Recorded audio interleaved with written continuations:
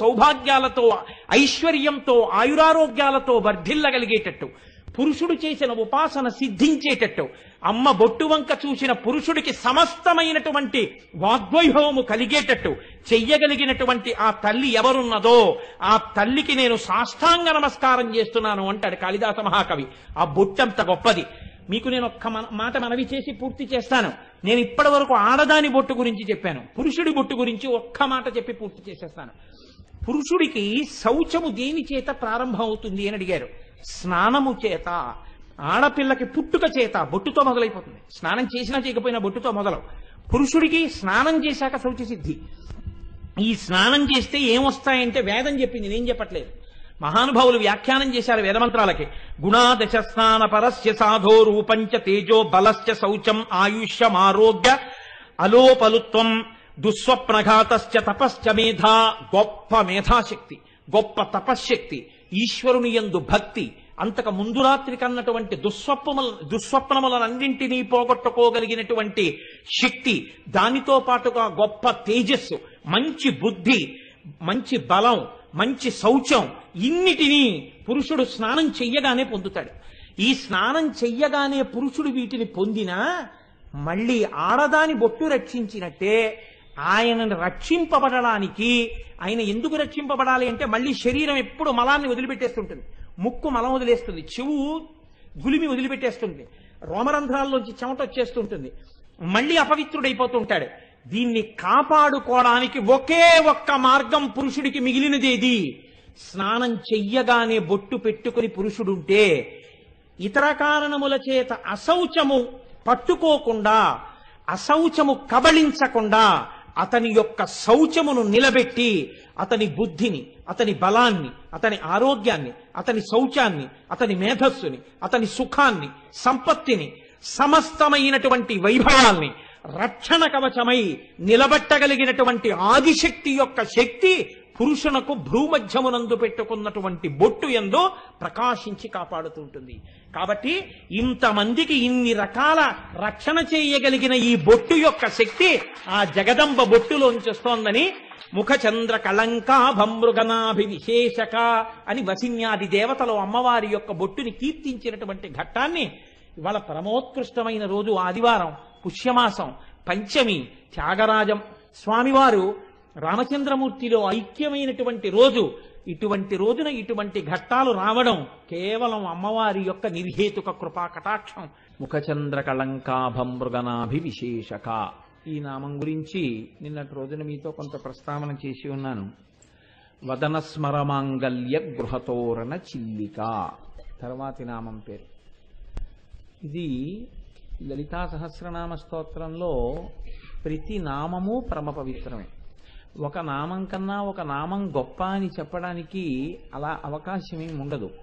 ఎందుచేత అంటే ఒక అమృత భాండం ఉంటే మీరు ఆ అమృత భాండంలో ఎటువైపు నుంచి ఒక చుక్క తీసినా అది అమృతపు చుక్కే అవుతుంది తప్ప అంతా అమృత భాండమే అయినప్పుడు అందులో ఒక చుక్క కన్నా గొప్పదయ్యే అవకాశం ఎప్పుడూ ఉండదు. అంతా ఒక్కగానే ఉంటుంది.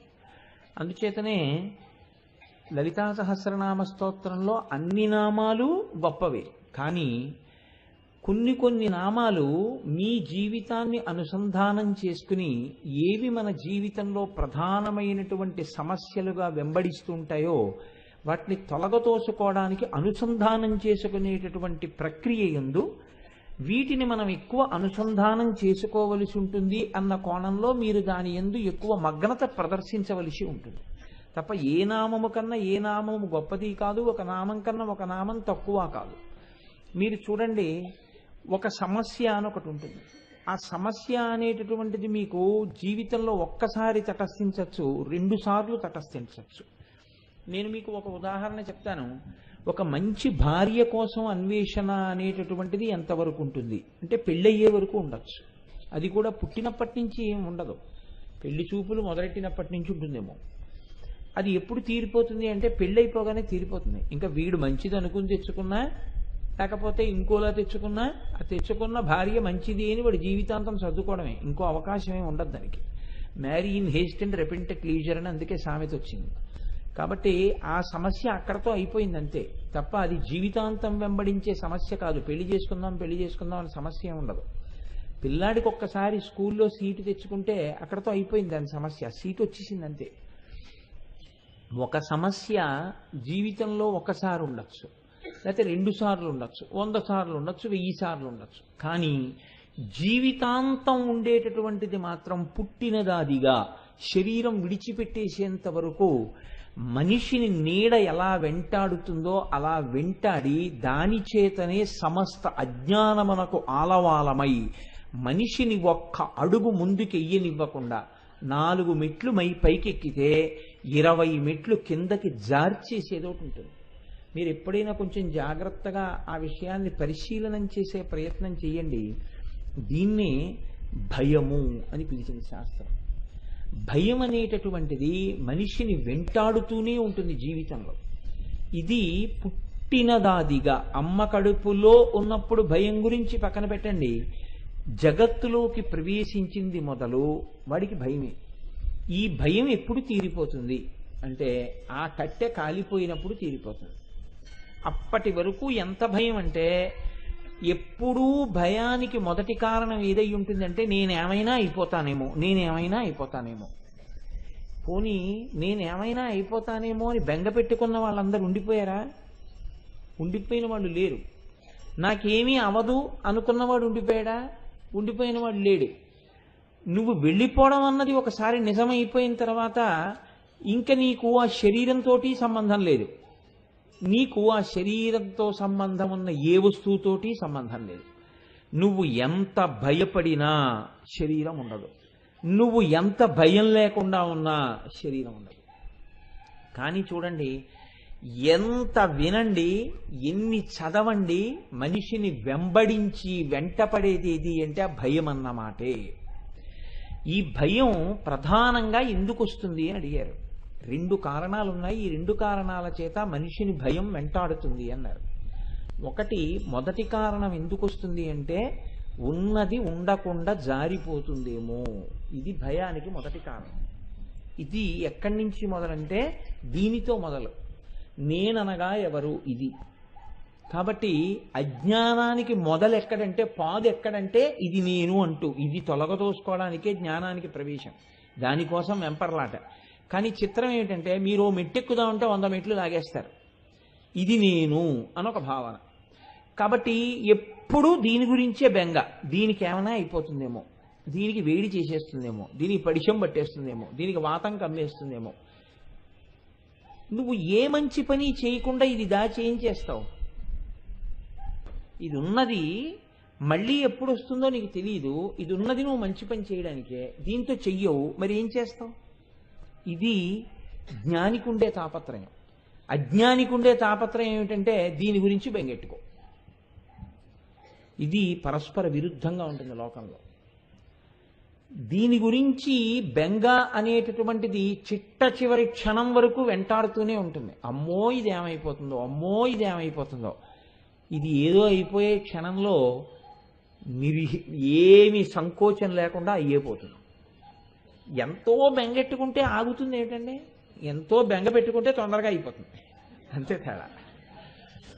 బెంగ పెట్టుకోకుండా ఉంటే కొంచెం ఎక్కువ ఉంటుందేమో, ఎక్కువ బెంగెట్టుకుంటే చాలా తక్కువసేపు ఉంటుంది. ఇక్కడతో మొదలుపెట్టి ఉన్నది ఉండదేమో, ఇది కారణం. రెండోది నా భార్య, నా బిడ్డలు, నా వస్తువులు, నేను వేసుకునేటటువంటి నగలు, నాకున్న ఇల్లు, నాకున్న కీర్తి, నాకున్నవి ఉండకుండా పోతాయేమో. ఇది నీడలా ఎంతవరకు వెంటాడుతుంటుందో తెలుసా అండి మనిషిని. దీని యందు అభూత కల్పన చేయడానికి కూడా వెనకాడ్డం. నేను ఇది వదిలిపెట్టకుండా ఉండలేకపోతున్నాను అనేటటువంటి మోహబుద్ధిని దాచుకోవడానికి ఎన్నో అసత్య ప్రకటనలు చేస్తుంటాడు. నాకేం లేదండి, నాకేం తాపత్రయం లేదండి అంటాడు. ఉట్టిది అలా అన్నాడంటే తాపత్రయం అన్న మాట బాగా జీర్ణమైందని గుర్తు. అదేదో తెలియకపోతే ఆ మాట ఎలా వచ్చింది అసలు? కాబట్టి ఉన్నది పోతుంది మొదటి భయం, మనకి రావలసింది రాదు రెండో భయం.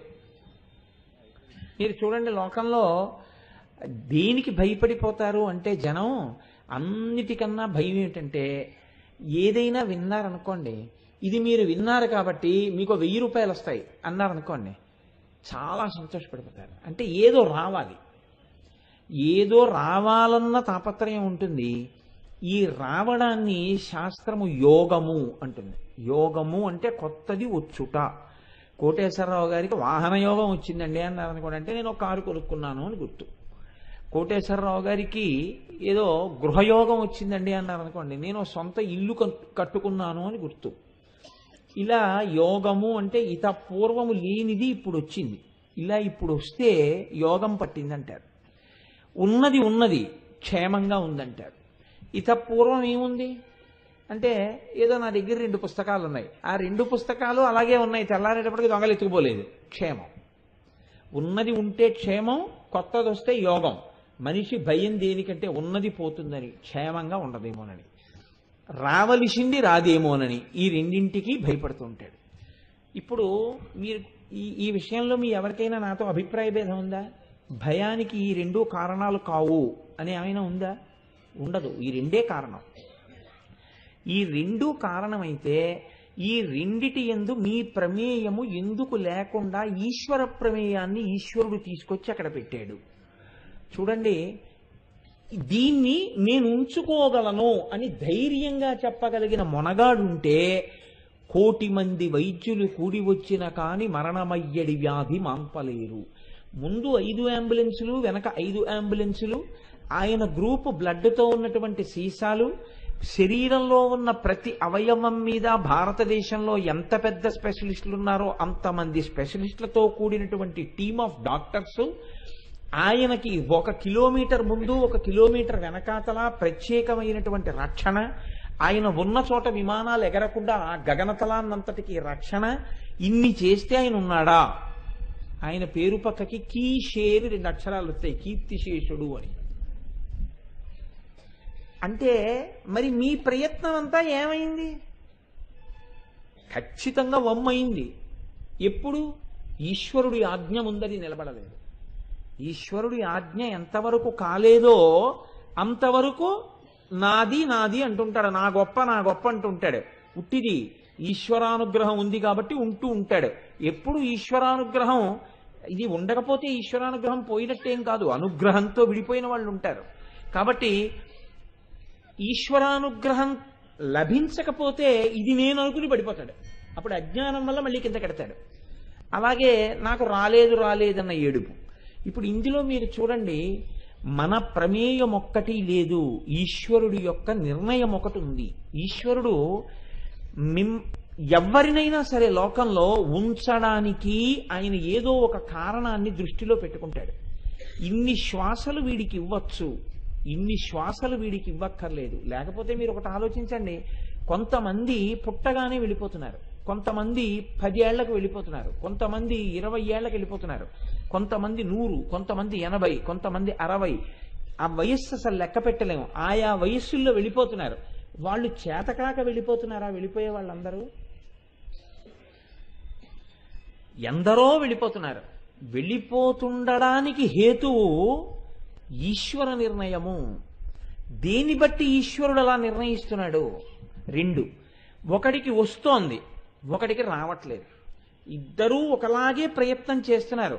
ఎంసెట్కి వెళ్ళే వాళ్ళల్లో ఎవరు ఇంజనీర్ కావద్దని కానీ, మంచి కాలేజీలో సీటు రాకూడదని కానీ, నేను ఒక పనికిమాలిన కాలేజీలో చదువుకుని ఇంజనీరింగ్ అయిపోయిన తర్వాత నా అప్లికేషన్ పట్టుకుని ఊరూరా తిరిగేటటువంటి దౌర్భాగ్య జీవితమును గడిపెదనుగాక అని సంకల్పం చేసి ఎంసెట్ ఎవరు రాస్తారండి? ఎవరు రాయరు. ప్రతివాడికి ఏమిటుంటుందంటే మొట్టమొదటి ఆప్షన్ జేఎన్టీయూ, హైదరాబాద్లో సీట్ రావాలనే పెడతాడు. కానీ అందరికీ వస్తోందా?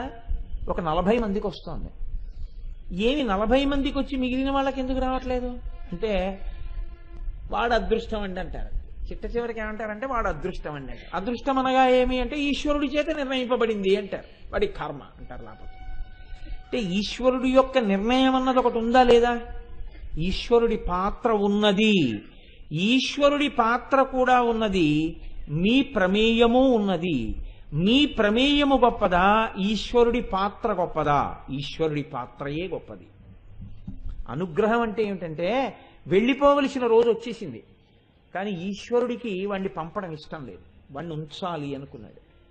ఈశ్వరుడు ఉంచుతాడు వాడిని ఎలా ఉంచాలో ఈశ్వరుడికి తెలుసు. ఉండాలి అని నువ్వు అనుకున్నావు, తీయాలి అని ఈశ్వరుడు అనుకున్నాడు. నీ ప్రయత్నం ఆగదు. కాబట్టి ఇప్పుడు రెండిటిలో ఏది గొప్పది? ఈశ్వరుని యొక్క అనుగ్రహము గొప్పది, ఈశ్వరుడు నిర్ణయం చేయడం గొప్పది. ఈశ్వరుడు ఎందుకు నిర్ణయం చేస్తాడు? మీ పాపపుణ్యాల్ని దృష్టిలో పెట్టుకుని చేస్తాడు. ఒక నామం వినేటప్పుడు దాని వెనకాతల ఉండేటటువంటి సైద్ధాంతిక కోణం మీకు అర్థం కాలేదనుకోండి, దాన్ని మీరు మీ జీవితానికి అన్వయం చేసుకోలేరు. అది మీకు ఏమి ఉపశాంతినివ్వలేదు. ఆ నామం మీ జీవితంలో ఒక మార్పుని తీసుకురాలేదు, ఒక వ్యక్తిత్వాన్ని పెంచలేదు. లోపలి వ్యక్తిత్వం పెరగడానికి ఆధ్యాత్మికమైనటువంటి విద్య అవసరం అవుతుంది. ఇప్పుడు ఈశ్వరుని యొక్క ప్రమేయము గొప్పది అని మీరు తెలుసుకున్నారనుకోండి, తెలుసుకుంటే మీరు ఒక విషయాన్ని చెప్పగలుగుతారు. నా దుఃఖములన్నింటికీ కారణం ఏది? భయము. ఏ కారణం చేత మీరు దుఃఖపడండి, ఆ దుఃఖానికి అంతటికీ కారణం ఏంటంటే భయము. ఏమీ కారణం లేదండి. ఏడవడానికి ఏం కారణం లేదు. వాడికి చక్కగా ఉన్నాడు, వాడు పిడరాయల్లే ఉన్నాడు, హాయిగా ఉన్నాడు, అన్ని ఇంట్లో బాగున్నాయి, సుఖంగా ఉన్నాడు, ఏడవడానికి ఏం లేదు. కానీ వాడు ఏడుస్తూ ఉంటాడు. ఎందుకు ఏడుస్తుంటాడో తెలుసా అండి? తర్వాత ఎప్పుడో ఏదో ఏమైనా అవుతుందేమో అని ఏడుస్తాడు. మీరు ఆలోచించండి. నేను ఇలా అన్నానని కాదు, అంటే మీ గురించి నేను ఎప్పుడూ చెప్పట్లేదని మీకు చెప్పాను. నా బోటిగాడి గురించే నేను చెప్తుంటాను. ఇప్పుడు బాగున్నావు కదరా, నీకెందుకురా బెంగ అంటే ఎప్పుడో ఏదో అవుతుంది, అందుకని వీడికి బెంగ. ఎంత అజ్ఞానం!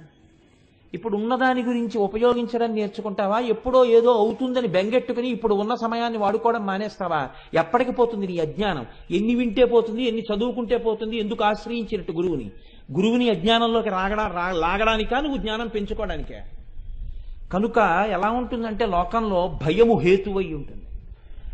మహాపురుషులైన వాళ్ళు ఏమన్నారంటే, ఎప్పుడు పోతుందిరా నీకు ఈ దిక్కుమాలిన భయం అన్నారు. Where the mind is without fear and the head is held high, where the world has not been broken up into fragments by narrow domestic walls అన్నాడు రవీంద్రనాథ్ ఠాగూర్ గీతాంజలిలో.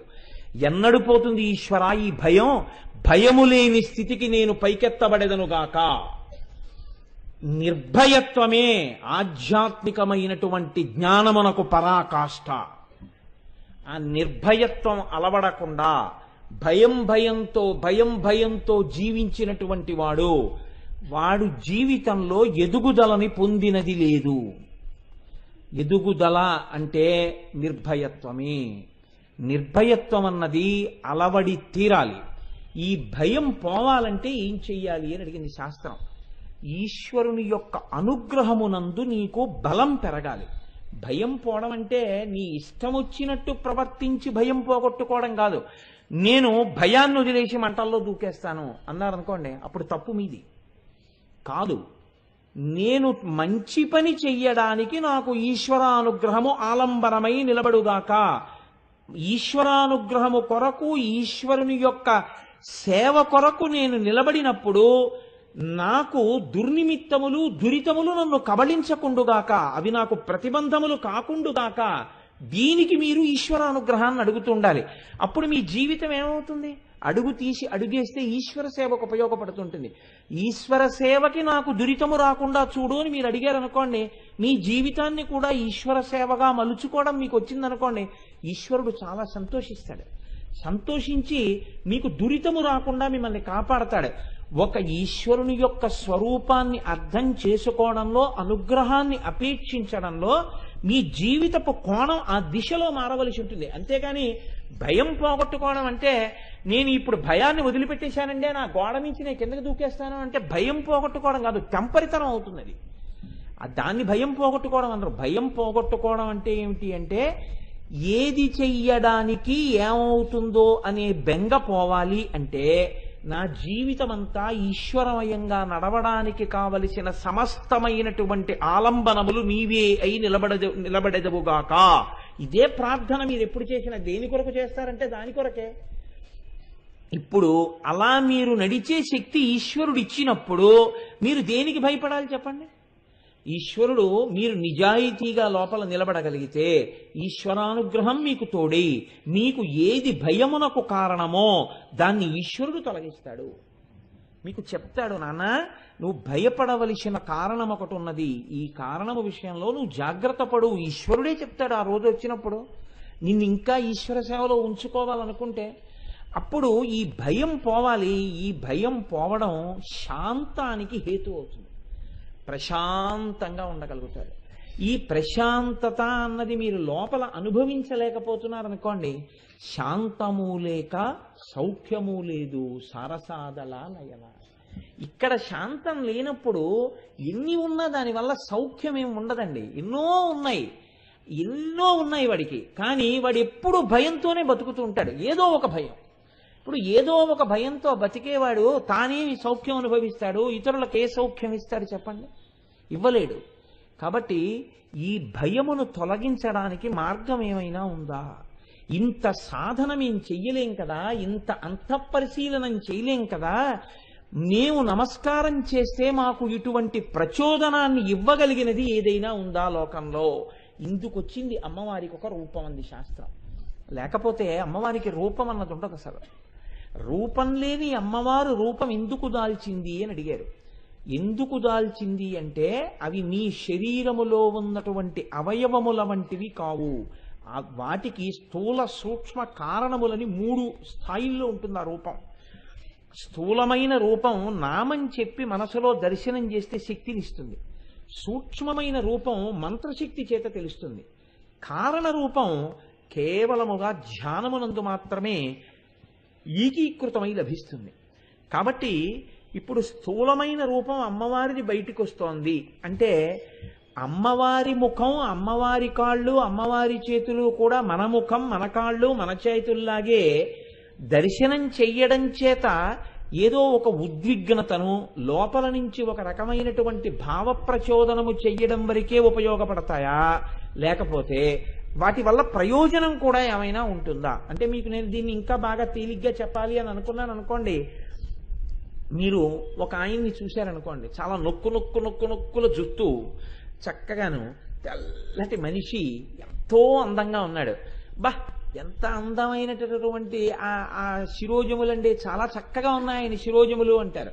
ఇప్పుడు ఆయన యొక్క నొక్కుల జుట్టు చూసి మీరు కాసేపు లోపల ఉండేటటువంటి సంతోషం ఉద్విగ్నమై ఎంత మంచి జుట్టు అండి అనడానికి పనికొస్తుందేమో. అంతకన్నా ఆయన జుట్టును చూస్తే మీకేమొచ్చింది? ఏమీ రాదు. సరికదా, ఒక్కొక్కసారి పతనం కూడా వస్తుంది. కానీ అమ్మవారి యొక్క అవయవములను మీరు చూశారనుకోండి, అలా ఉండదు. అమ్మవారి అవయవములను మీరు చూస్తే ఒక్కొక్క అవయవము చేత ఒక్కొక్క రకమైన ఫలితము మీకు కలుగుతుంది. చూడ్డం తెలిస్తే. చూడ్డం తెలియలేదనుకోండి, మీరు యథాలాపంగా ఇలా చూసి అలా వెళ్ళిపోతే మీ మనస్సు అక్కడ నిలబడలేదు. అవి అందుకొచ్చాయి, వాటిని ఇలా చూసి నేను ఆ కారణాన్ని పొందాలి అని మీకు తెలియదు. ఇది ఎలా ఉంటుంది అంటే, పుస్తకాల షాపులో పుస్తకాల్ని అమ్మేటటువంటి వ్యక్తి ఉంటాడు. అతని దగ్గరికి మీరు వెళ్ళి, ఏమంటే ఫలానా వారు లలితా సహస్రం మీద రాసినటువంటి వ్యాఖ్యానాలు మీ దగ్గర ఉన్నాయా అని అడిగారు అనుకోండి. ఉన్నాయండి అంటాడు. ఏదండి అన్నారనుకోండి, ఆ పుస్తకం తీసుకురండి అన్నారు. అంటే చదవాలని కుతూహలం ఉన్న మీకు లలితా సహస్రం ఒక్క పుస్తకంలో ఉందనుకున్నారు భాష్యం.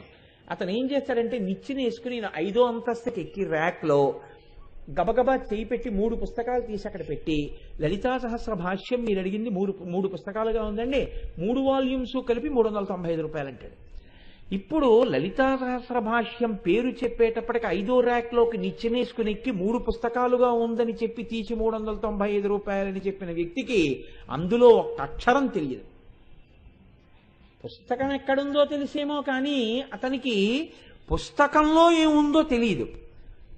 అమ్మవారని తెలిసేమో, అమ్మవారి నామమని తెలిసేమో కానీ నీకున్నటువంటి సృష్టికి ఈ అవయవాన్ని చూడడం ఇందుకు విరుగుడని మీకు తెలియదు. ఇది తెలిసిందనుకోండి, అన్ని మందులుంటే అన్నీ మీరు వేసేసుకోరుగా. మీ అనారోగ్యానికి కావలసిన మందు మీరు వేసుకుంటారు.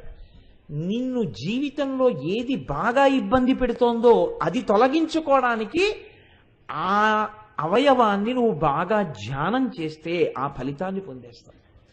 ఇందుకొచ్చింది అమ్మవారి యొక్క రూపం. ఇందుకొచ్చాయి ఆ రూపాన్ని బట్టి నామాలు. ఇప్పుడు మీ సృష్టిని బట్టి అది మందు తప్ప దేనివల్ల ఆ మందు గొప్పది అని మీరు అడిగారు అనుకోండి, ఏ మందు కన్నా ఏ మందు గొప్పదని మీరు చెప్తారు చెప్పండి? తలకాయ పోటుతో ఉన్నవాడికి తలకాయ పోటు మందే గొప్ప, కాళ్ళు నొప్పితో ఉన్నవాడికి కాళ్ళ నొప్పి మందు గొప్ప, నడుం నొప్పితో ఉన్నవాడికి నడుం నొప్పి మందు గొప్ప, తలకాయ నొప్పితో ఉన్నవాడు నడుం నొప్పితో వాడు వేసుకున్న మందు చూసి పనికి మళ్ళీ మంది ఉంటే ఎంత లేకపోతే ఎంత అన్నాడు అనుకోండి. తలకాయ నొప్పి మందు ఉంటే ఎంత లేకపోతే ఎంత అంటాడు. వాడి మందుని వీడు, వీడు మందుని వాడు తిట్టుకుంటే ప్రయోజనమా? ఎవడికి కావలసిన మందు వాడిని ఉద్ధరిస్తుంది. అమ్మవారి శరీరం కూడా అంతే. మీకు ఏ ఇబ్బంది ఉందో ఆ ఇబ్బందిని తొలగించడానికి ఆ ప్రత్యేకమైనటువంటి అవయవ దర్శనం మిమ్మల్ని కాపాడుతుంది. ఇందులో ఒక్కొక్కరికి ఒక్కొక్క సమస్య వ్యక్తిగత స్థాయిలో ఉండొచ్చు, కొంతమందికి ఉండొచ్చు. అందరికీ ఉండే సమస్యలు కొన్ని ఉంటాయి. భయము.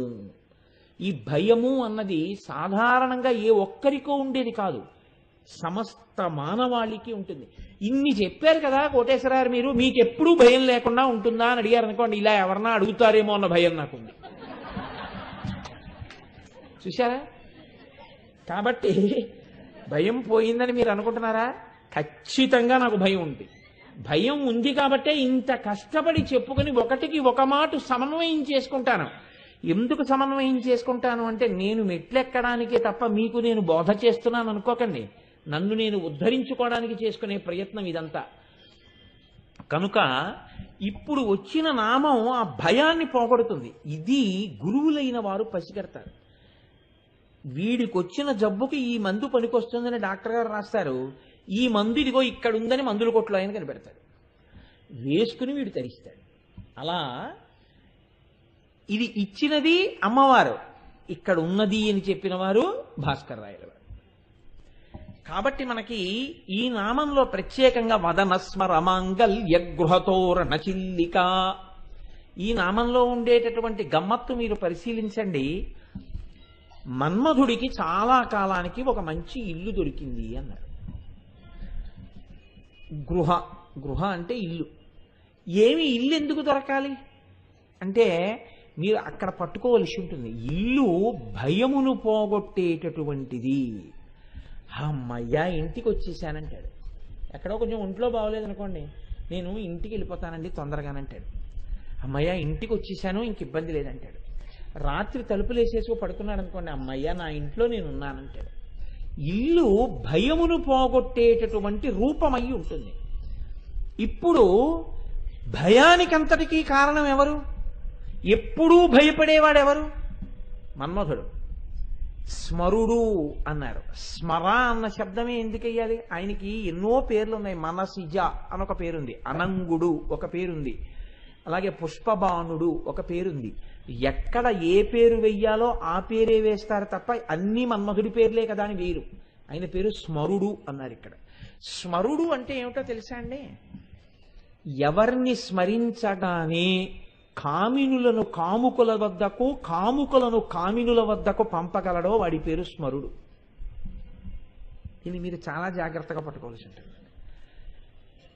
ఇప్పటి వరకు నేను బాగున్నాను, చాలా భ్రమభక్తితో ఉన్నాను. నా మనస్సు ఏ వస్తువుని స్మరించడం వల్ల అదుపు తప్పుతానో అటువంటిది స్మరించడం వల్ల నా మనస్సు అదుపు తప్పి నేను అటువంటి సుఖము కొరకు ఆ వస్తువును ఆశ్రయిస్తానో అలా నన్ను తిప్పగలిగినటువంటి శక్తికి స్మరుడు అని పేరు. ఇది నా మీదే పెట్టుకోవడానికి కారణం, నాకు ఎవరి మీద పెట్టడము ఇష్టం లేదు. దీన్ని వాక్యపరంగా చెప్తే, కామినులను కాముకుల వద్దకు, కాముకులను కామినుల వద్దకు చేర్చువాడు. అది భార్య దగ్గరికి భర్త కావచ్చు, భర్త దగ్గరికి భార్య కావచ్చు, హీన స్థాయిలో ఇంకేదైనా కావచ్చు. లేదా విశాలమైన అర్థంలో అది ఏ కోరిక అయినా కావచ్చు. కామము అంటే ఎప్పుడూ స్త్రీ పురుష సంబంధమైనటువంటి కామమే అయ్యి ఉండక్కర్లేదు. నాకు ఒక మంచి పంచె కొనుక్కోవాలనుంది, కామమే కోరిక. నాకు ఏదో మంచి పండు తినాలనుంది, కామమే కోరిక. ఎక్కడ కామం ఉందో అక్కడే భయం ఉంది. ఎందుకని? అది నాకు దొరుకుతుందో దొరకదో. సినిమాకి వెళ్ళాడనుకోండి, టికెట్ దొరుకుతుందో దొరకదో. లైన్లో నించున్నాడు అనుకోండి, నేను కోరుకున్న క్లాస్ అయిపోతుందేమో. ఒకవేళ ఇంకొక ఇద్దరు ముగ్గురు ఉన్నారనుకోండి, భయం ఇంకా పెరిగిపోతుంది. ఇప్పుడే అయిపోయాయని ఎవరు అనడు కదా. ఒకవేళ దొరికినా నా భార్యకి ఏ రోలోనూ నాకు ఈ రోలోనూ ఇవ్వడు కదా. ఇంత ఉత్కంఠతో మీరు తీసుకుని నంబరింగ్ ఉందా అండి అంటారు. ఎందుకని? భయం. నంబరింగ్ లేకపోతే అందరూ తలో చోట కూర్చుంటే నేను మా ఆవిడ తలో 2 చోట్ల కూర్చోవాలేమో. ఇది ఇద్దరు మగాళ్ళ మధ్యలో కూర్చుంటే, నేను ఎక్కడో కూర్చుంటే ఇంకా సినిమా చూడడం ఉండదు, భయం. ఆవిడ వంకే చూస్తూ కూర్చోవాలేమో. కాబట్టి నంబరింగ్ ఉందండి అన్నాడు అనుకోండి, అప్పుడు మళ్ళీ ఇంకో భయం. ఫ్యాన్ కింద వచ్చిందా, చిట్ట చివరకు వచ్చేసిందా. చిట్ట చివరికి వస్తే ఏమండి అన్నాను అనుకోండి, గోడ పక్క దోమలు ఉంటాయండి, పక్కంతా పీకేస్తాయి. అంతెక్కడండి ఆ భయానికి. ఇంత వీడిపోని చాలా బాగుంది అనుకోని లోపలికి వెళ్ళాడు అనుకోండి, ఆ కుర్చీ ఇలా ఉంటుంది. అక్కడి నుంచి నడుం నొప్పి రేపు మళ్ళీ ప్రారంభం అవుతుందేమో భయం. వద్దు వెళ్ళిపోదామంటే ఇన్నాళ్ళకి తీసుకొచ్చారు నడుం నొప్పి మీకు ఇక్కడికి వచ్చినానా అంటుందేమో అని భయం. దిక్కుమాలిన భయంతోనే జీవితం. ఎప్పుడూ భయమే, అది వదిలింది ఎప్పుడు. కాబట్టి ఎక్కడ కోరిక ఉన్నదో దాని నీడ భయం ఉన్నది. కోరిక లేకుండా నువ్వు ఉన్నావా? ఒక్కనాటికి లేదు. కోరిక భయము, కోరిక భయము. కాబట్టి స్మర. మరి ఈ స్మరుడు మనందరినీ కోరికల్లో పెడుతున్నాడు, కోరికల చేత భయము కల్పిస్తున్నాడు. బాగున్నాయి ఈ రెండు. మరి ఈయనకి ఎందుకంటే భయం? ఈయనకి భద్రమైన ఇల్లోటి కావలసి వచ్చింది. భద్రమైన ఇల్లు అంటే ఏమిటి? ఆయనకి భయం లేకుండా చెయ్యగలిగిన ఇల్లు. ఏమి ఇంతకు ముందంతా ఎందుకు లేదు అంటే, ఎవరితో తగుపెట్టుకుంటే లోకంలో మన శాంతితో బతకలేడో వాళ్ళతో తగుపెట్టుకున్నాడు. ఇది లోకంలో చేసేటటువంటి పెద్ద పొరపాటు. నీ మనశ్శాంతికి ఏది హేతువో దానితో తగుపెట్టుకుంటావు. పెట్టుకుంటే ఏమవుతుంది? శాశ్వతంగా అశాంతిలోకి జారిపోతావు. దీనికి కారణం ఏమిటి అంటే పరిధిని అతిక్రమించుట. మన్మధుడు ఏం చేశాడు? తన పరిధిని తాను అతిక్రమించాడు. అయితే ఒక్కటి, పరిధి తెలియక అతిక్రమించలేదు, తెలిసి అతిక్రమించాడు. ఇది మరీ దోషం. ఇంద్రుడు పిలిచి మన్మధుణ్ణి, నువ్వు వెళ్ళి శివుడి మీద బాణం వెయ్యి అన్నాడు. అంటే అన్నాడు, నేను ఆయన మీద బాణం వేయడం ఏమిటంటే నా శక్తి సరిపోతుందా అన్నాడు. అన్నవాడు నేను వెళ్ళను అనుంటే బహుశా మన్మధుడి యొక్క అధికారం ఒక్కటే పోయి ఉంటుండేదేమో. కానీ శివుడి మీదకి వెళ్ళి బాణం వేశాడు ఇంద్రుడి దగ్గర మెహర్బానీ కోసం. ఏమయ్యాడు? భుగభుగయను పెనుమంటలు భగభగమని మండనంత బ్రహ్మాండంబుల్ దిగులు దిగు దిగులు దిగులు దిగులన తెగిమరుపై చిచ్చు కన్ను దేవుడు విచ్చన్. పోతన గారు వీరభద్ర విజయంలో ఏమి పద్యాలకి ప్రాణప్రతిష్ఠ చేశారో. అక్కర్లేని విషయాన్ని నెత్తికెత్తుకున్నందుకు భుగభుగయను పెనుమంటలు భగభగమని మండనంత బ్రహ్మాండంబుల్ దిగు దిగులు దిగులు దిగులన తెగిమరుపై చిచ్చు కన్ను దేవుడు విచ్చన్. పరమశివుడు 3వ కన్ను తెరిచాడు. ఎందుకు తెరిచాడు? ఆయన ఇంకోళ్ళ మీద బాణం వేస్తే తన స్వధర్మం తను చేసుకున్నాడు. ఆయన దగ్గరికి వెళ్ళి అడిగిన వాళ్ళకి చెప్పుకునే సలహా చెప్పుకుంటే ఇబ్బంది లేదు. ఆయన దగ్గరికి వెళ్ళి అడగని సలహా ఎవరికి ఇవ్వకూడదో వాళ్ళకి ఆ సలహాలు ఇవ్వకూడదు. వాడు ఎక్కడ ఉండి ఇచ్చినా ఎవరి ద్వారా ఇచ్చినా వాడు తప్పే చేస్తున్నాడు. వాడు తన పరిధిని అతిక్రమించాడు. కాబట్టి ఇప్పుడు ఏం చేశాడు అంటే, ఇంద్రుడి మెహర్బానీ కోసమని పరమశివుడి మీద బాణం వేశాడు. ఇప్పుడు పరమశివుడు 3వ కన్ను తెరిచి కాల్చేశాడు. బూదైపోయాడు. ఎలా అయిపోయాడు? ఆయన ఒక్కడైపోలేదు, మన్మధుడు. అందుకే పౌరాణిక సాహిత్యం మనకి మార్గాన్ని చూపిస్తుంది జీవితంలో. కలహంసములతోడ గండుకో ఇలలతో మేలైన కమ్మ తెమ్మెరలతోడ చిలుకలగములతో అలరుతేరుతో శరము పూంచిన శరాసనముతోడ పుష్పహారములతో పుష్పాస్త్రములతోడ దనరారుమకరకేతనముతోడ పువ్వుల జోడుతో పువ్వుల దొనలతో కొమరారు చిగురాకు గొడుగుతోడ మరియు తగిన ఎట్టె మహిత శృంగారంబుతోడ వేగ తూలి శివుని కంట చిచ్చుచే సుడివుడి పంచవింటి జోదు భస్మమయ్యే. తన తోడు తెచ్చుకున్న కోయిలలతో, వేసుకున్న చిగురాకు గొడుగుతో, వెంట తెచ్చుకున్నటువంటి పుష్ప బాణములతో, పెట్టుకున్నటువంటి భ్రమరములతో కూడినటువంటి వింటి నారితో, తెచ్చుకున్న కలహంసములతో, అన్నిటితో కలిపి తనకున్న పరివారమంతటితో కలిపి బూదిరాశిగా కింద పడిపోయాడు. ఇప్పుడు ఇక మళ్ళీ పుట్టడం అనేటటువంటి అవకాశం లేదు. ఎందుకని?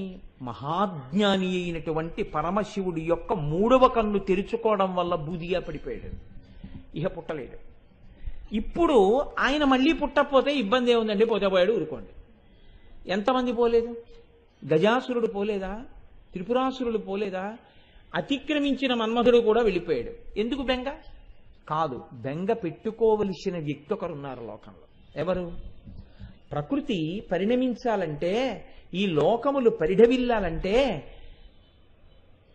తామరతంపరగా అన్ని జాతులు పెరగాలంటే మన్మథ బాణములు పడితే తప్ప కామము సుఖముగా పరిణమించి ప్రజోత్పత్తి జరగదు.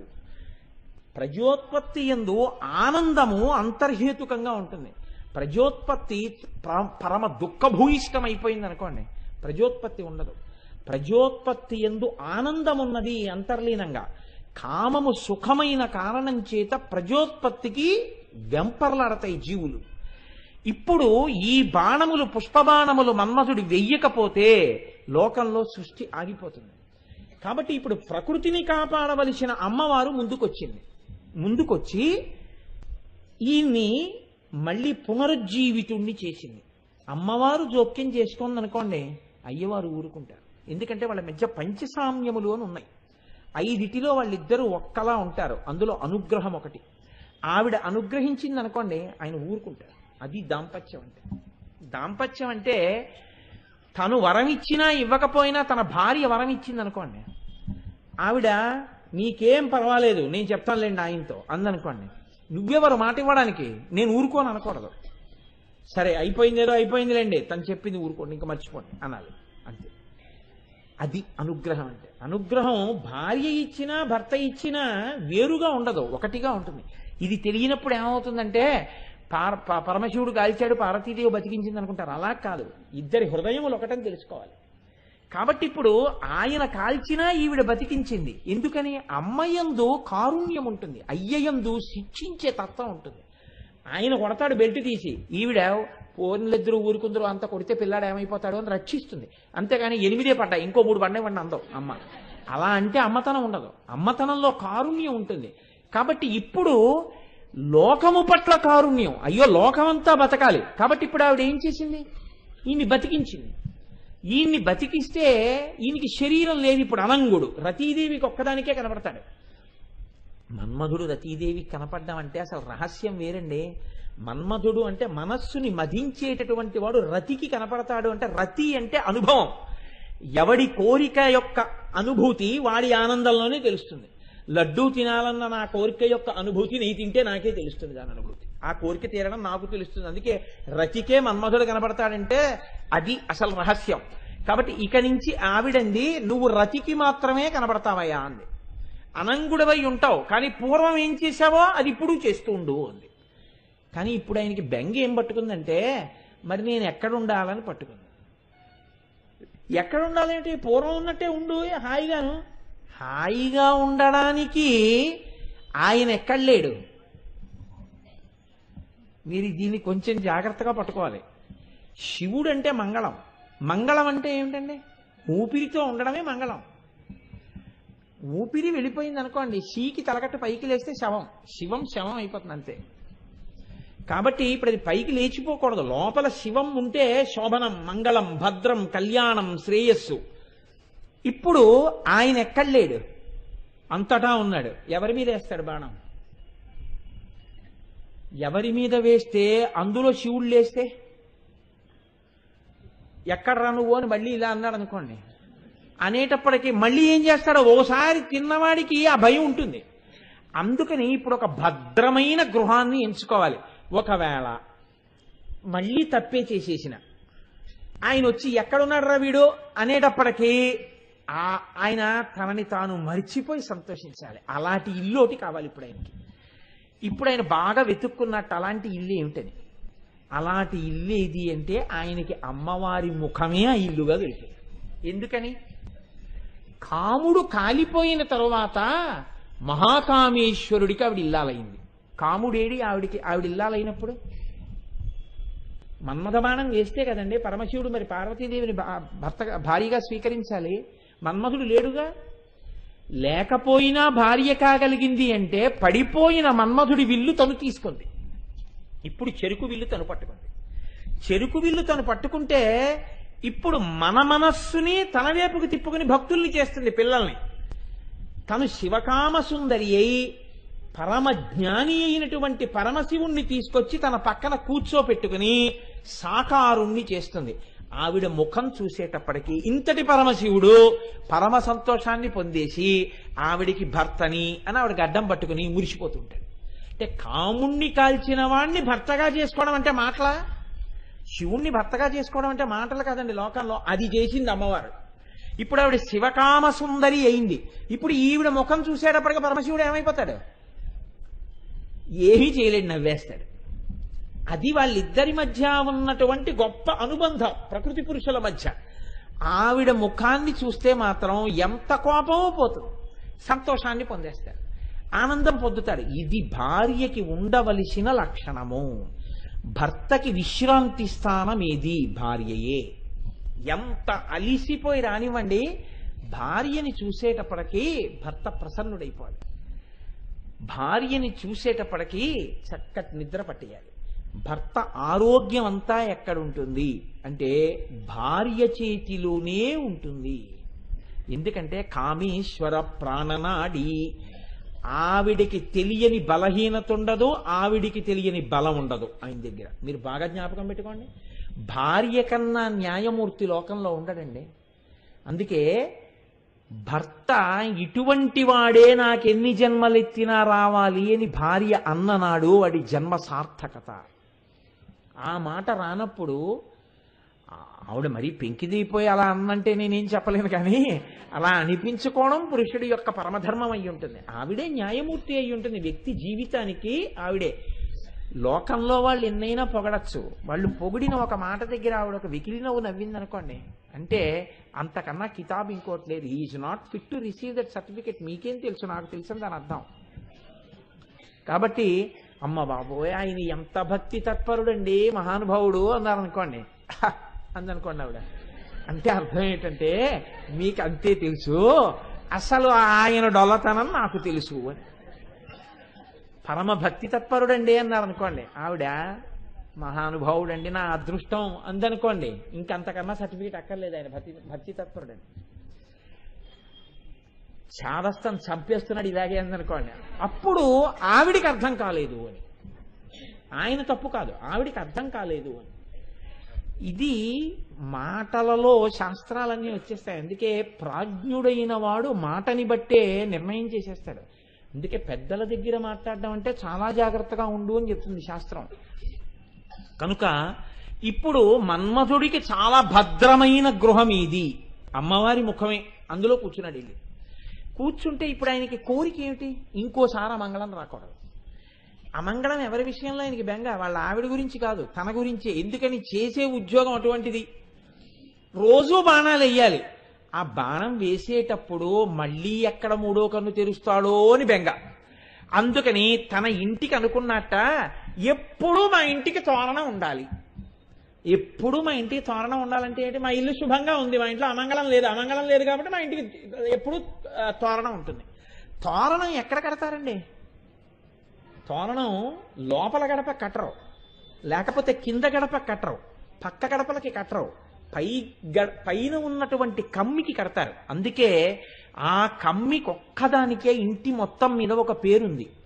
ఆ కమ్మిని లక్ష్మీ కమ్మి అని పిలుస్తారు.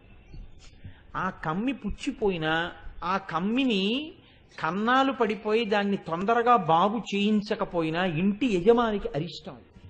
అందుకే తోరణం దేనికి అంటే పైన ఉన్న లక్ష్మీ కమ్మికి. ఇంట్లో పెళ్ళవుతోంది, లక్ష్మీ కమ్మికి మంగళతోరణం ఉంటుంది. ఇంట్లో ఉన్నవాడు ఎప్పుడూ సంతోషంగా ఉంటున్నాడు, లక్ష్మీ కమ్మికి ఏదో ఒక అలంకారం ఉంటుంది. అలంకారం లేని లక్ష్మీ కమ్మి ఇంటికి ఉంటే లోపల ఉన్నవాడు సుఖంగా ఉన్నాడని నిర్ణయము కాదు. అందుకే ఇంటి ముందున్న లక్ష్మీ కమ్మికి పూలదండో, తోరణమో, భగవన్మూర్తో, లేకపోతే దాని మీద ఏదో ఒక ఈశ్వర మూర్తో ఏదో ఒకటి ఉండాలి. అంతకన్నా తోరణం ఇంకోటి ఏముంటుంది? కాబట్టి ఇప్పుడు మన్మధుడు ఇల్లు ఇదైతే, అమ్మవారి ముఖమైతే, ఆయన తోరణం కట్టుకున్నట్ట. ఏమిటా తోరణం? అమ్మవారి కనుబొమలే తోరణము.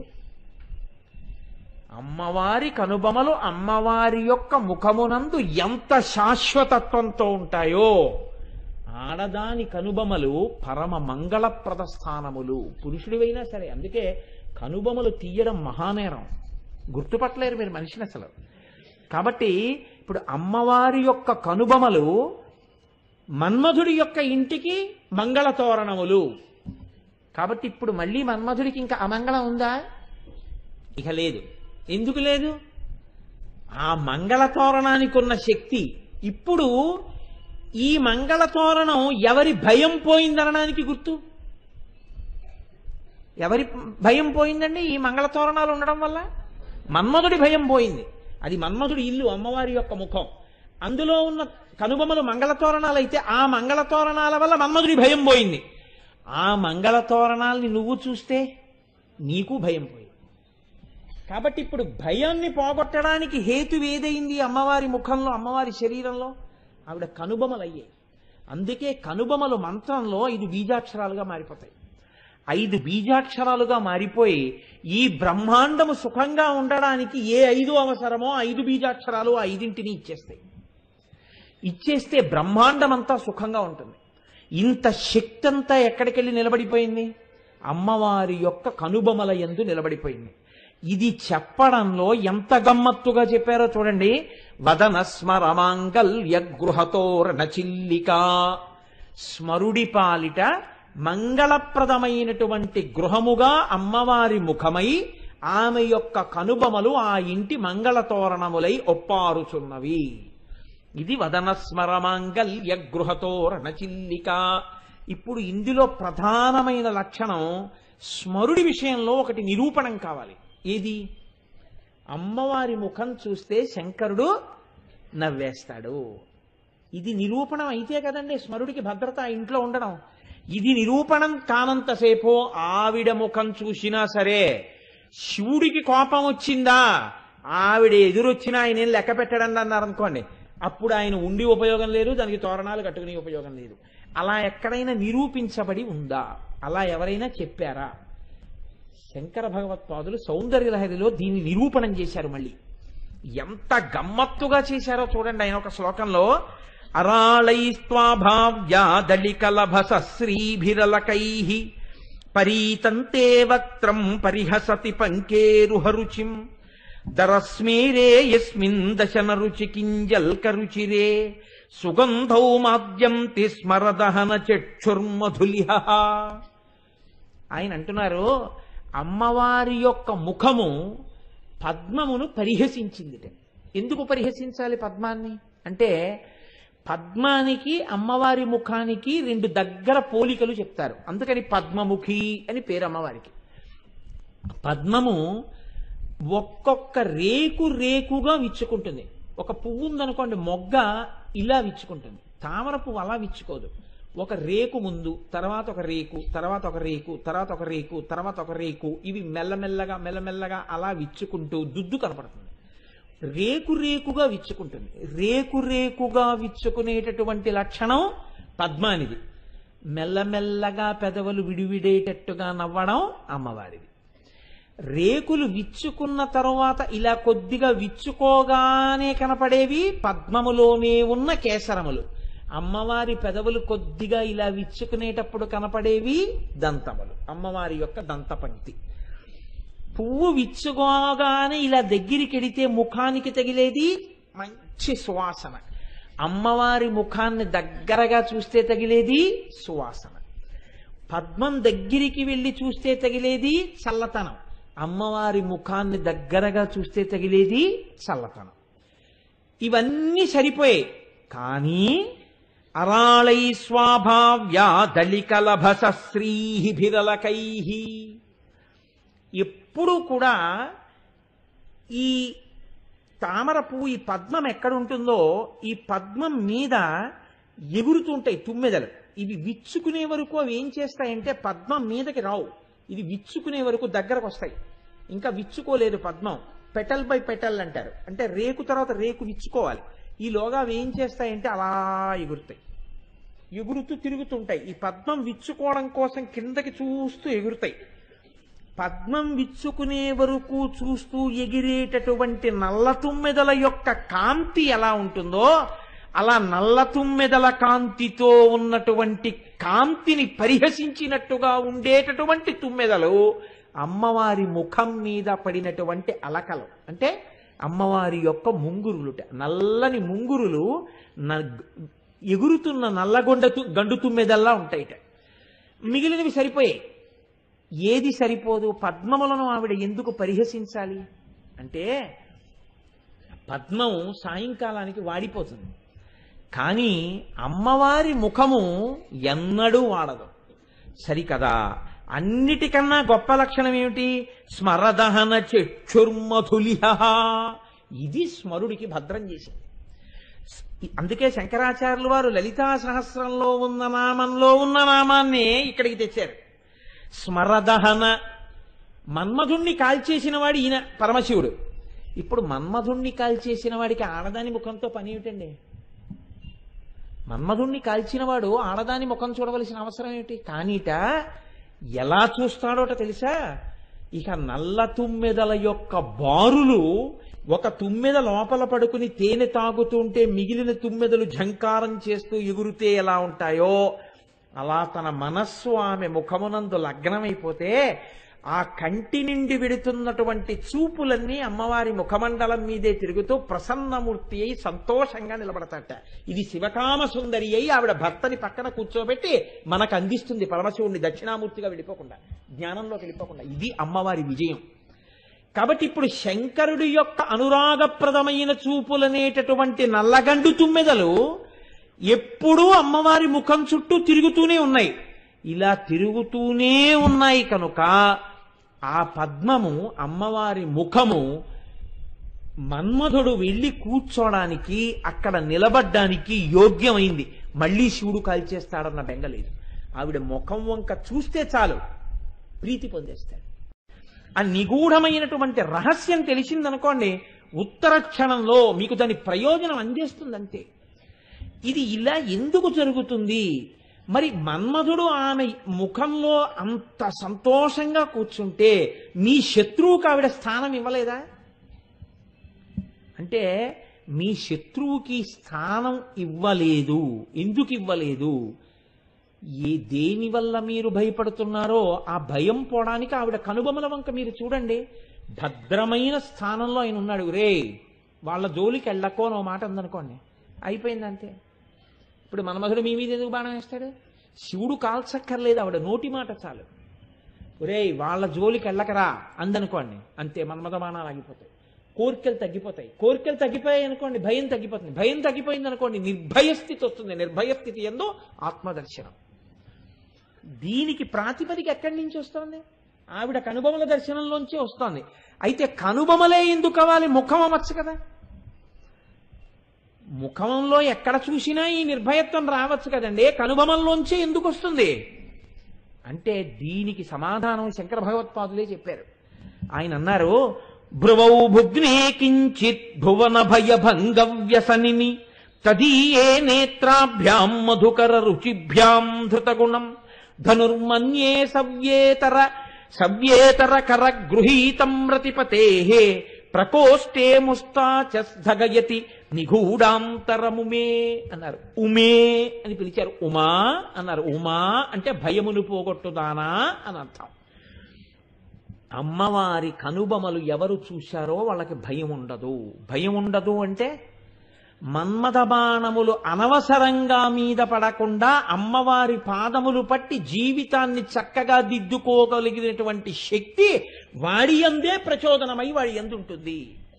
ఇది ఎలా ఉంటుంది అంటే శంకరులు అన్నారు, అమ్మవారి కనుబొమలు ఇలా ఉండవు అన్నారు.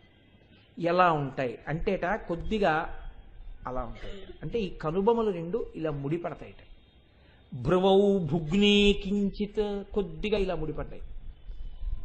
ఎందుకు అలా ముడిపడాలట? భువన భయ భంగ వ్యసనిని. వ్యసనిని అంటే ఆలోచనలో ఉంది. ఏ ఆలోచనట ఆవిడికి? భువన భయ భంగ.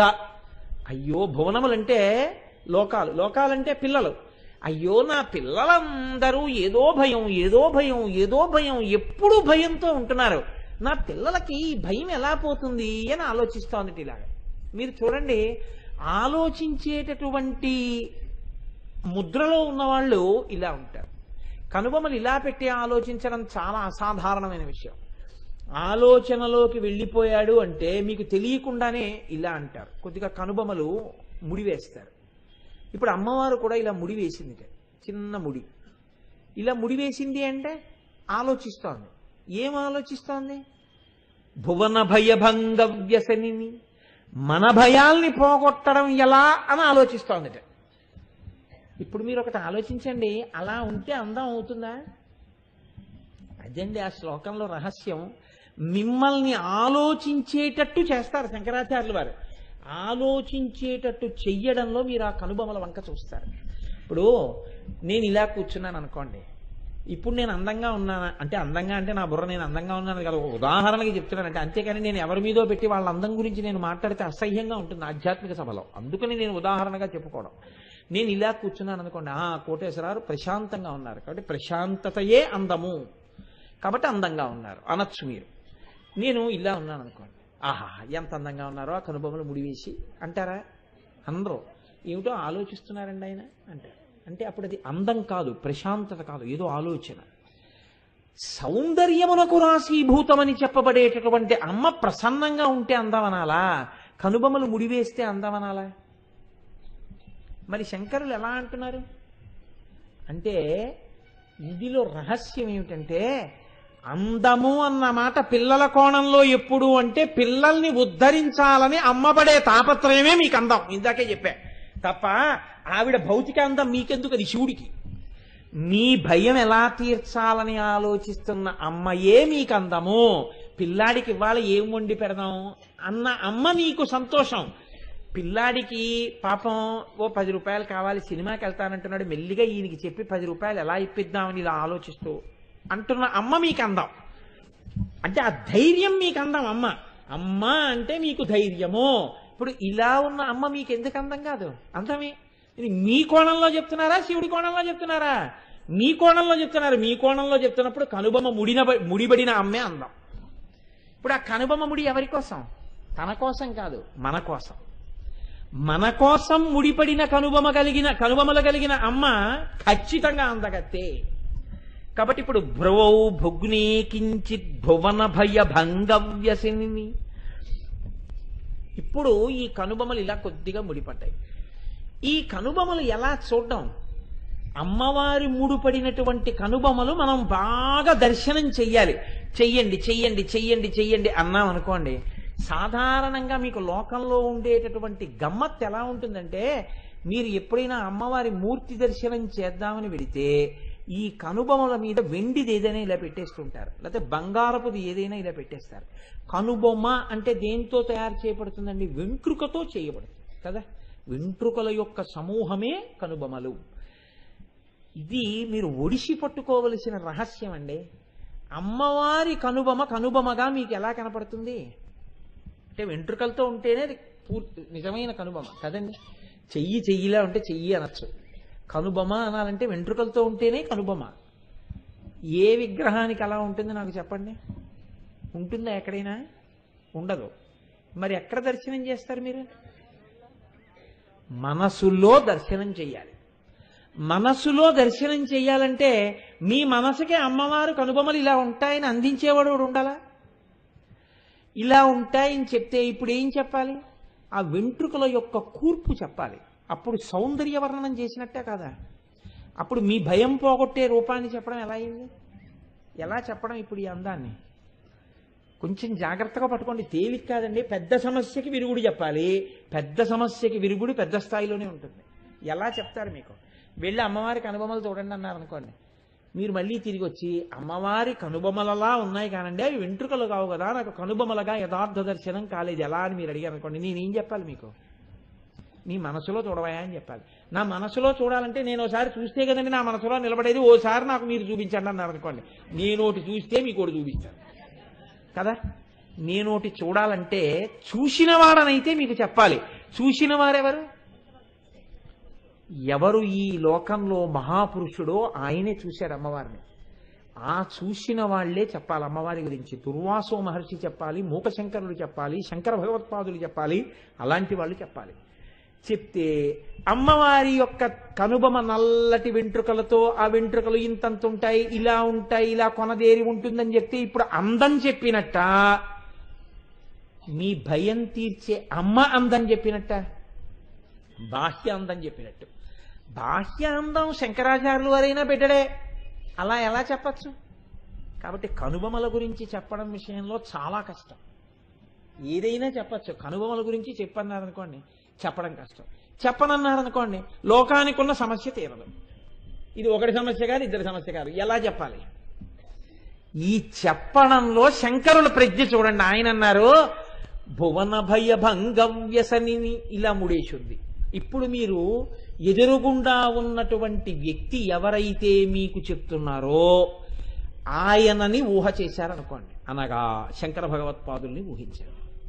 ఇలా అన్నారనుకోండి, శంకరాచార్యులు వారి కనుబొమల్ని ఊహించడం పెద్ద విషయమేం కాదు కదా. నల్లటి కనుబొమల్ని మీరు ఊహించవలసింది దాన్ని అమ్మవారి కనుబొమలలోకి పెట్టి కదిలి ముడిపడడం మీరు చూడాలి. ఈ కదలిక మీ ఎదురుగుండా ఉన్న మూర్తిలో రాదు, మీ మనసులోకి రావాలంతే. ఎందుకని?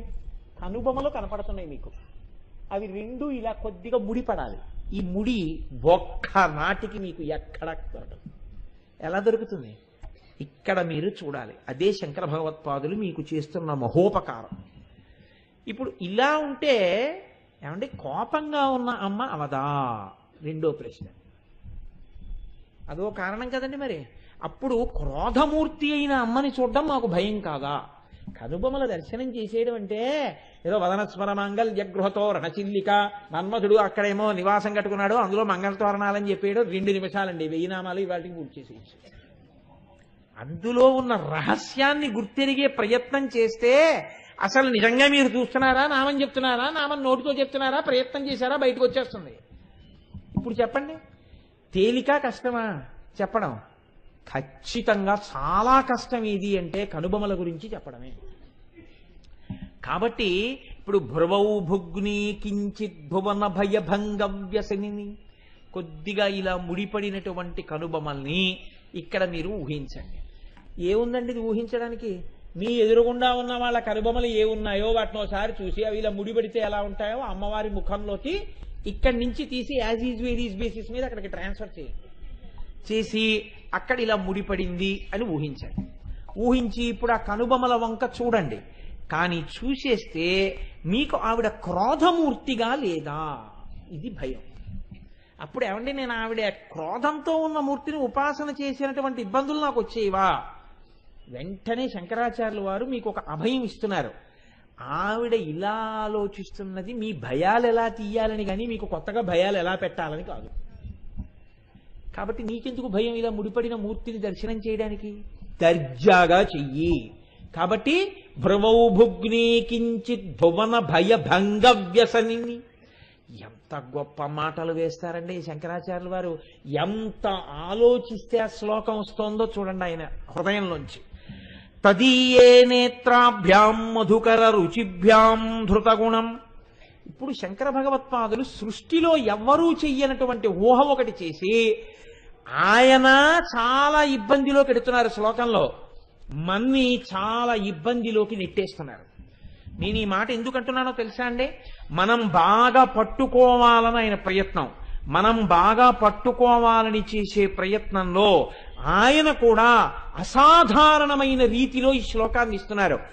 మనకి కూడా అసాధారణ రీతిలో అమ్మవారి కనుబొమల మీద నిలబడగలిగితేనే మీకు ఈ శ్లోకం అందుతుంది. ఈ శ్లోకం అందుకోవడానికి మీరు చేసే సమస్త ప్రయత్నము ధ్యానమే. ఉత్తర క్షణం ఏమైపోతుందో తెలుసా అండి? మీరు ఈ శ్లోకాన్ని అందుకుందాం బాగా తెలుసుకుందాం పట్టుకుందామని మీరు ప్రయత్నం చేశారనుకోండి, ఇది మీరు పట్టుకోగలిగితే ఉత్తర క్షణంలో మీకు లోపల కనుబొమలు కనిపించినటువంటి మరుక్షణంలో ఇక్కడే మీరు జీవితంలో పెద్ద గట్టి ఎక్కేశారు. ఎలా అంటే లోకంలో కవులందరూ అన్నారు ఏ కనుబొమకి ఆ కనుబొమని ధనస్సుతో పోల్చారు. కాబట్టి గొడవ లేదు వాళ్ళకి. అంటే చాపము అంటారు. ఉదాహరణకి ఈ కనుబొమ ఉందనుకోండి, అదొక విల్లు, అది ఒక ధనస్సు. ఇప్పుడు ఇబ్బంది లేదు. ఇది ఒక విల్లు, ఇబ్బంది లేదు. రెండు విల్లులు అన్నారు, రెండు ధనస్సుల్లా ఉంటాయి అని పోల్చారు, రెండు తీగలలా ఉంటాయి అని పోల్చారు. కాబట్టి మిగిలిన కవులకు ఇబ్బంది లేదు. శంకరాచార్యులు వారు ఏమన్నారంటే ధనుర్మన్యే అన్నారు. నేను ఒక్క ధనస్సులా భావిస్తున్నాను, మన్యే అంటే ఊహించుచున్నాను. ఇప్పుడు మీరు కూడా ఊహించండి ఎక్కడొస్తోంది సమస్య. ఇప్పుడు రెండు కనుబొమలు కలిపి ఒక్క ధనస్సుగా మీరు ఊహ చెయ్యాలి. రెండు కనుబొమలు కలిపి ఒక్క ధనస్సుగా ఊహించడానికి మీకేమిటి బెంగ? ఇప్పుడు ఇలా అలాగే కదండి ఉంటుంది ధనస్సు, ఇలా ఉండి మధ్యలో ఇలా ఉండి ఇలా ఉంటుంది, అలా సరిపోయింది కదా. ఇలా ఉండి మధ్యలో ఇలా ఉండి ఇలా ఉంది. ఏమిటి భయం మీకు? రెండు కనుబొమలు కలిపి ఒక ధనస్సు అయింది కదా. మరి అలా ఊహించడానికి ఏమైనా ఇబ్బందా? ఊహించగలరా? ఏమైనా ఇబ్బంది ఉందా? ఏమైనా ఉందా అమ్మా? గోపి గారు ఎక్కడున్నారు సభలో? ఇలా రండి గోపి గారు, లేచి రండి ఇలా ఒకసారి. ఎవడు వద్దంటాడో వాడే దొరుకుతాడు నాకు. ఇలా రండి, ఇలా రండి, ఎదురికి రండి. ఇప్పుడు ఇది ధనస్సు అనుకోండి, చెప్తున్నాను, ఇది ధనస్సు అనుకోండి స్వామి.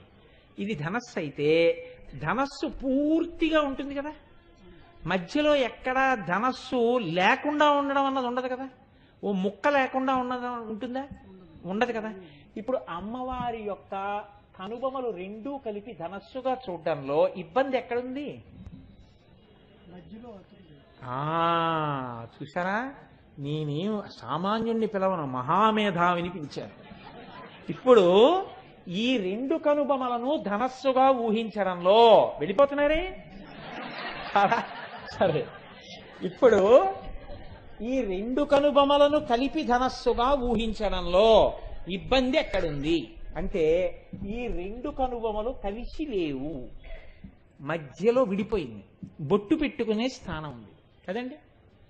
కాబట్టి అది ఒక ధనస్సు ఎలా అవుతుంది? అవదు.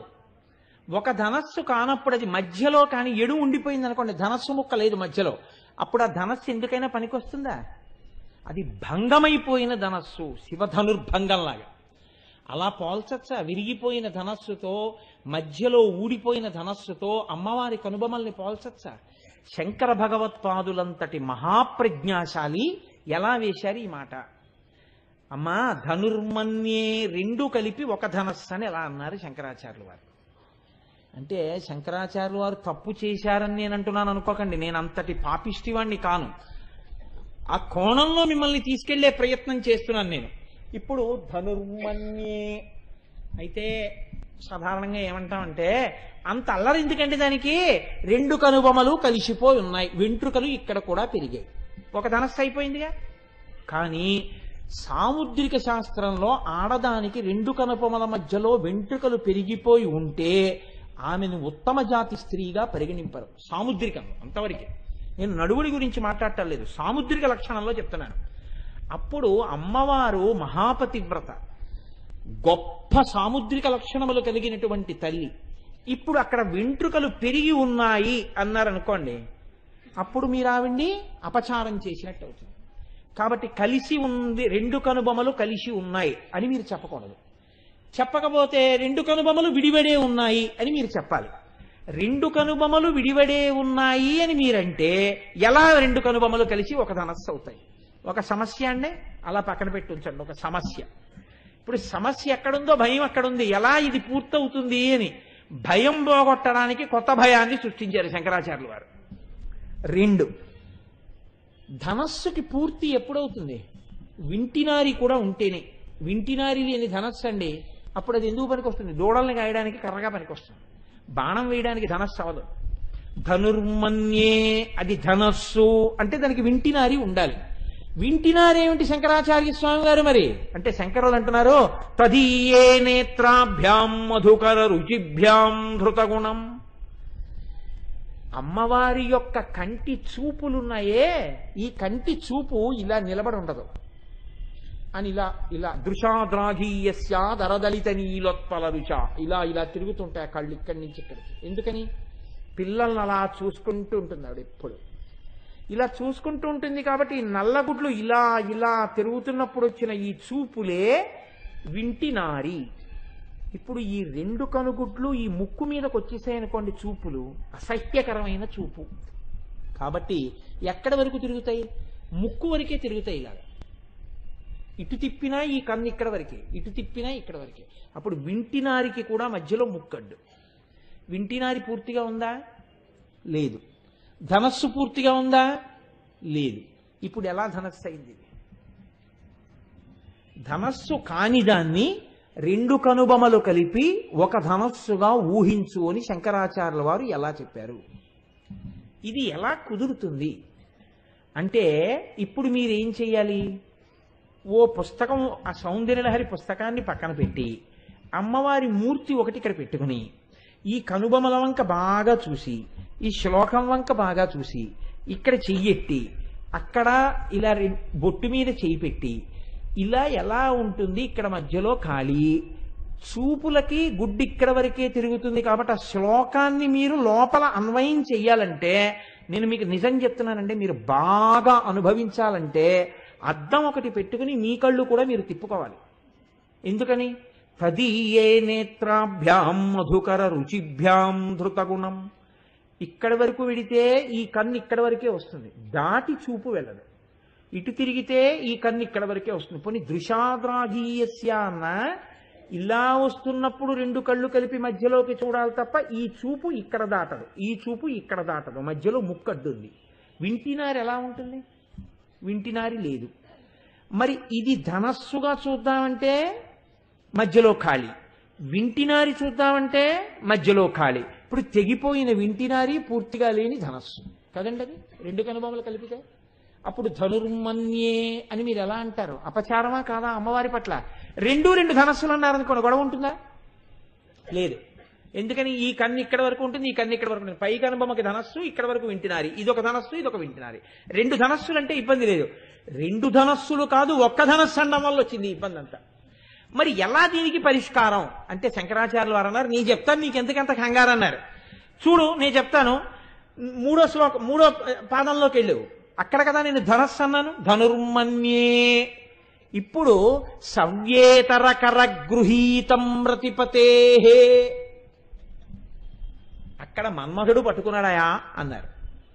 ప్రకోష్ఠే ముస్తాచగయతి నిగూఢంతరముమే. మన్మధుడు పట్టుకుంటే ఏ చేత్తో పట్టుకున్నాడు? ఏ చేత్తో పట్టుకుంటే మీకేమిటండి సమస్య అని అడగచ్చు. ఇక్కడ మళ్ళీ ఇంకో ఇబ్బంది. సవ్యేతరకరం, సవ్యము కాని చేత్తో పట్టుకున్నాడు. అంటే సవ్యం అంటే కుడా ఎడమా? ఏమ్మా?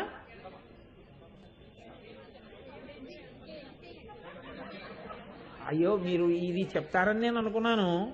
గోపి గారి సవ్యం అంటే ఏమిటి? సవ్యం అంటే ఎడమ. కుడిని ఏమనాలి అప్పుడు? దక్షిణం. దక్షిణ హస్తం అంటే కుడి చెయ్యి, సవ్యహస్తం అంటే ఎడం చెయ్యి. బాగుంది, ఎడమ చెయ్యి సవ్యం అంటున్నారు. మీకు ఎవరైనా ఎడం చేత్తో ఇచ్చారనుకోండి, సవ్యంగా ఇయ్యి అంటే ఏ చేత్తో ఇవ్వాలి? ఇప్పుడు మరి సవ్యం కుడి కాదా? అవునా కాదా చెప్పండి. అవునా? అప్పుడు కుడే ఎడమ సవ్యం అంటే? మీరు కుడి అన్నారనుకోండి ఎడమ అవుతుంది, సవ్యేతరం. ఎడమ అన్నారనుకోండి సవ్యేతరం సవ్యం గాంధీ కుడి అవుతుంది. ఇప్పుడు ఎడం చేత్తో పట్టుకున్నాడా, కుడి చేత్తో పట్టుకున్నాడా? చెప్పారుగా శంకరాచార్యులు వారు.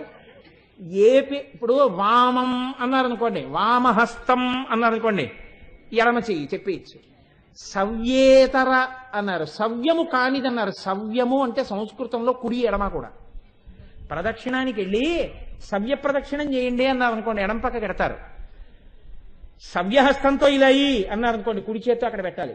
ఎరా సవ్యంగా ఉండడం రాదా అన్నారనుకోండి, సరిగ్గా ఉండడం రా. సరిగ్గా ఉండడం అంటే కుడి పక్క, కుడి. ఇప్పుడు